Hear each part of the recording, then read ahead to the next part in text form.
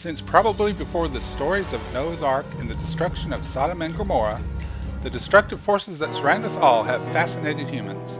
The ancients would marvel at such mayhem and wonder if they had fallen out of favor with God. Hello, I'm Philip Sheffield, a digital cinematography student at Full Sail University. This brief video explores the history of the disaster genre. Director Felix E. Feist was the first to destroy New York City in 1933 with Deluge. In 1937, John Ford made a splash with The Hurricane. In 1958, the British returned to the Titanic with A Night to Remember. 1200. The 1970s was the golden decade for disaster films. Guerrero, listen to me. You'll kill yourself for nothing if you explode that bomb. In the 70s, producer Irwin Allen became known as the master of disaster. Oh my God.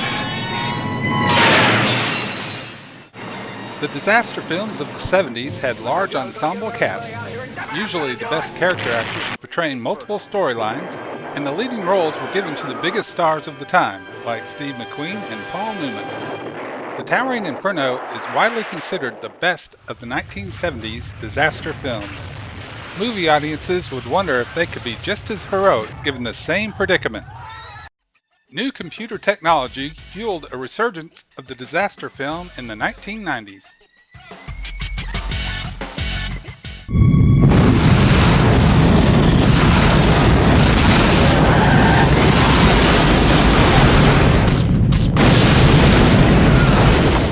Jan de Bont convinced us we were in the eye of the storm in 1996's Twister. In the 90s, movie studios would race to see who could make it to the box office first when they both had the same concept, as was the case with 20th Century Fox's Volcano and Universal Studios' Dante's Peak. Also, Paramount's Deep Impact and Touchstone Pictures' Armageddon. James Cameron won Academy Awards for Best Direction and Best Picture for his epic Titanic. Open your eyes.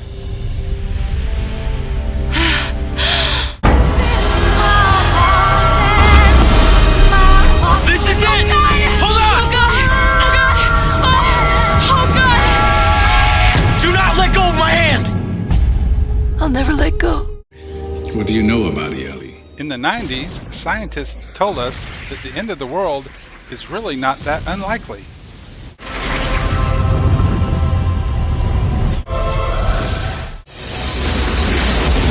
Until it hits. It's a meteor shower.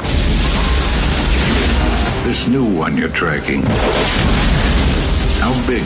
It's what we call a global killer. Nothing would survive. The new millennium ushered in real-life disasters such as 2000's The Perfect Storm and some not-so-real-life disasters such as The Day After Tomorrow and 2012. Whether to escape our boring lives or to reaffirm our courage in adversity, Hollywood will certainly keep us coming back for more.